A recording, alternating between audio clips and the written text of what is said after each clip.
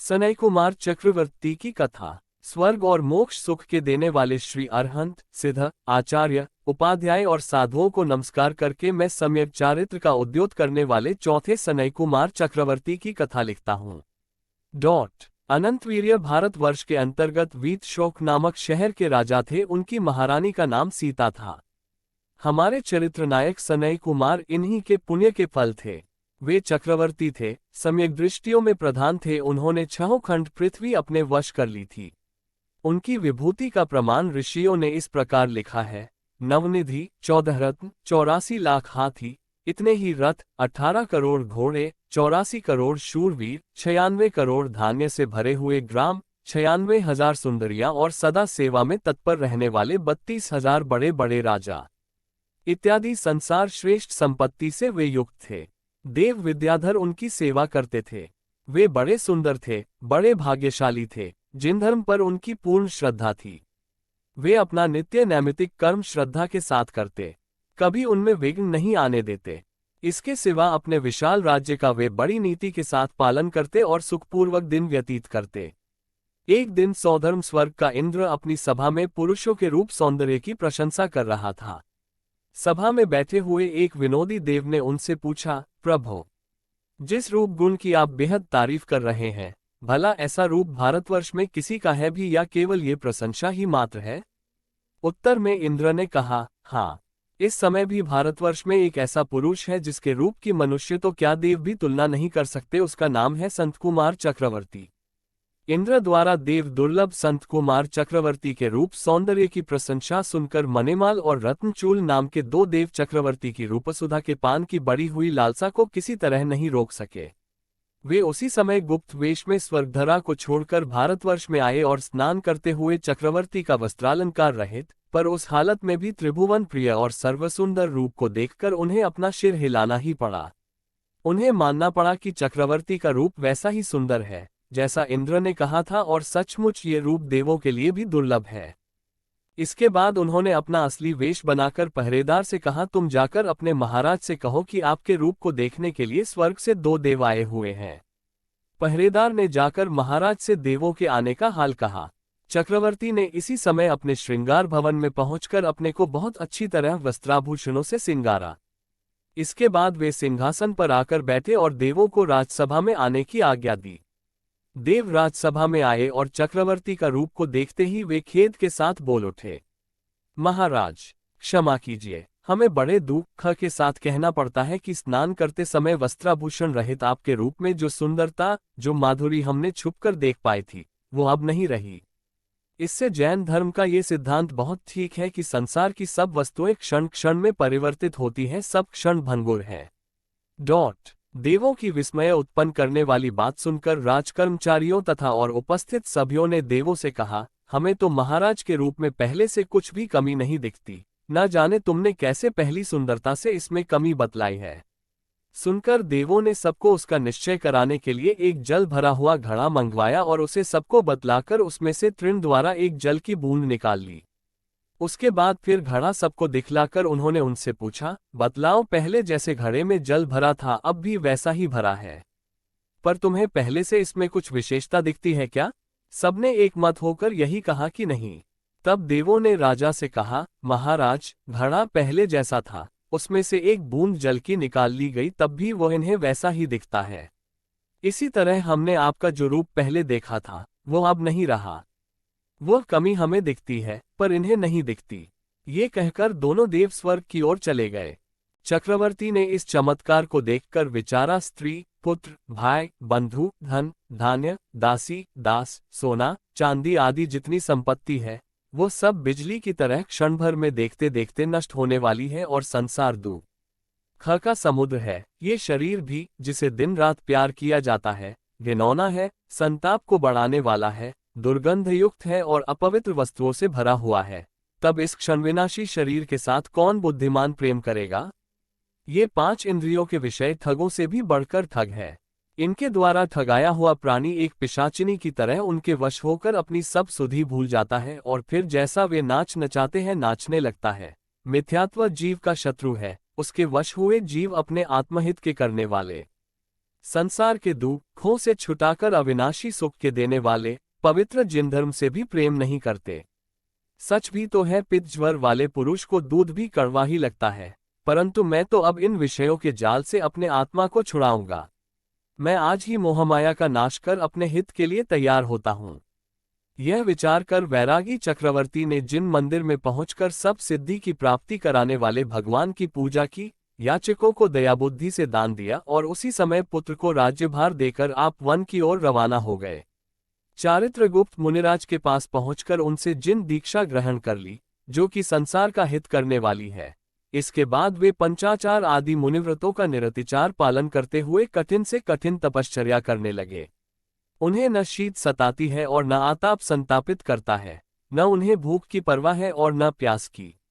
One के जीव जंतु उन्हें खूब सताते हैं, पर वे उससे अपने को कुछ भी दुखी ज्ञान नहीं करते। वास्तव में जैन साधुओं का मार्ग बड़ा कठिन है, उसे ऐसे ही धीर वीर महात्मा पाल सकते हैं, साधारण पुरुषों की उसके पास गम्य नहीं। चक्रवर्ती इस प्रकार आत्मकल्याण के मार्ग में आगे आगे बढ़ने लगे। एक दिन की बात है कि वे आहार के लिए शहर में गए। आहार करते समय कोई प्रकृति विरुद्ध वस्तु उनके खाने में आ गई। उसका फल ये हुआ कि उनका सारा शरीर खराब हो गया, उसमें अनेक भयंकर व्याधियां उत्पन्न हो गई। सबसे भारी व्याधि तो ये हुई कि उनके सारे शरीर में कोढ़ फूट निकला, उससे रुधिर पीप बहने लगा, दुर्गंध आने लगी। ये सब कुछ हुआ, पर इन व्याधियों का असर चक्रवर्ती के मन पर कुछ भी नहीं हुआ। उन्होंने कभी इस बात की चिंता तक भी नहीं की कि मेरे शरीर की क्या दशा है, किंतु वे जानते थे कि बीभत्सु तापकम पूति शरीर मशुचे गृहम का प्रीति अविदुषामत्र यत्क्षणार्धे परीक्षी। इसलिए वे शरीर से सर्वथा निर्मोही रहे और बड़ी सावधानी से तपश्चर्या करते रहे, अपने व्रत पालते रहे। एक दिन सौधर्म स्वर्ग का इंद्र अपनी सभा में धर्म प्रेम के वश हो मुनियों के 5 प्रकार के चारित्र का वर्णन कर रहा था।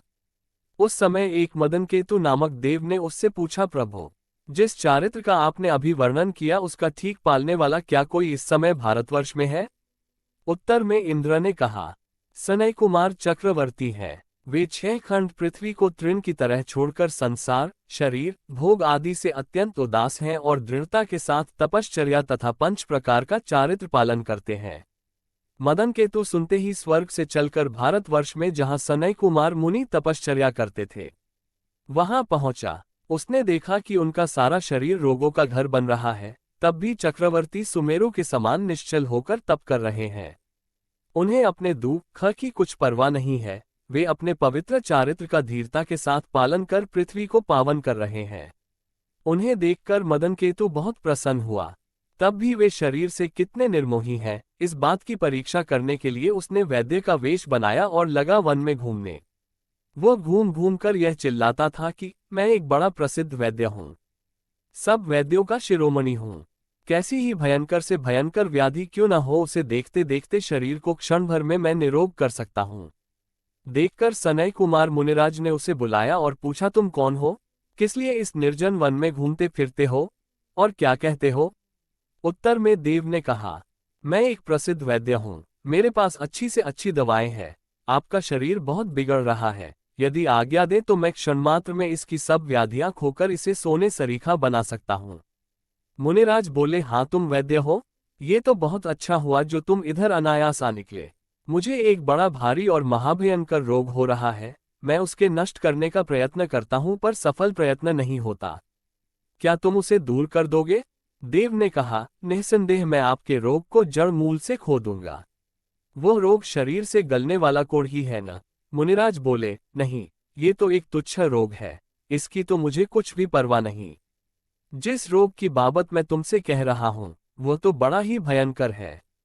देव बोला, अच्छा तब बतलाइए वह क्या रोग है जिसे आप इतना भयंकर बतला रहे हैं? मुनिराज ने कहा, सुनो, वह रोग है संसार का परिभ्रमण। यदि तुम मुझे उससे छुड़ा दोगे तो बहुत अच्छा होगा। बोलो क्या कहते हो? सुनकर देव बड़ा लज्जित हुआ। वो बोला, मुनिनाथ, इस रोग को तो आप ही नष्ट कर सकते हैं, आप ही इसके दूर करने को शूरवीर और बुद्धिमान है। तब मुनिराज ने कहा, भाई, जब इस रोग को तुम नष्ट नहीं कर सकते तब मुझे तुम्हारी आवश्यकता भी नहीं। कारण विनाशी, अपवित्र, निर्गुण और दुर्जन के समान इस शरीर की व्याधियों को तुमने नष्ट कर भी दिया तो उसकी मुझे जरूरत नहीं। जिस व्याधि का वमन के स्पर्शमात्र से ही जब क्षय हो सकता है, तब उसके लिए बड़े बड़े वैद्य शिरोमणि की और अच्छी अच्छी दवाओं की आवश्यकता ही क्या है। ये कहकर मुनिराज ने अपने वमन द्वारा एक हाथ के रोग को नष्ट कर उसे सोने सा निर्मल बना दिया। मुनि की इस अतुल शक्ति को देखकर देव भौचक सा रह गया। वो अपने कृत्रिम वेश को पलटकर मुनिराज से बोला, भगवान, आपके विचित्र और निर्दोष चारित्र की तथा शरीर में निर्मोह अपने की सौधर्मेंद्र ने धर्मप्रेम के वश होकर जैसी प्रशंसा की थी, वैसा ही मैंने आपको पाया। प्रभो, आप धन्य है। संसार में आप ही का मनुष्य जन्म प्राप्त करना सफल और सुख देने वाला है। इस प्रकार मदन केतु सनय कुमार मुनिराज की प्रशंसा कर और बड़ी भक्ति के साथ उन्हें बारंबार नमस्कार कर स्वर्ग में चला गया। इधर सनय कुमार मुनिराज क्षण क्षण में बढ़ते हुए वैराग्य के साथ अपने चारित्र को क्रमश उन्नत करने लगे। अंत में शुक्ल ध्यान के द्वारा घातिया कर्मों का नाश कर उन्होंने लोकालोक का प्रकाशक केवल ज्ञान प्राप्त किया और इंद्र धर्मेंद्र आदि द्वारा पूज्य हुए।